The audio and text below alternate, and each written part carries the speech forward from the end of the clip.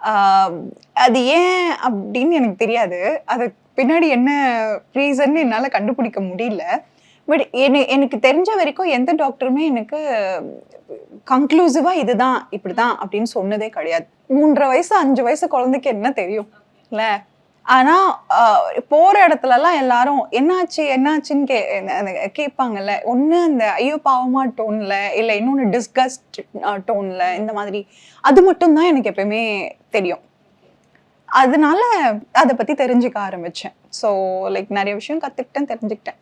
இப்போ ஸ்கூல்லலாம் ஃப்ரெண்ட்ஸ் எப்படி ட்ரீட் பண்ணாங்க? தே ட்ரீட்டட் லைக் வெல்கமிங்கா இருந்தாங்களா? இல்ல அவங்க பின்னாடி பேசுறதோ அந்த மாதிரி விஷயங்கள்லாம் இருந்துச்சா? ஆப்வியஸ்லி இல்ல.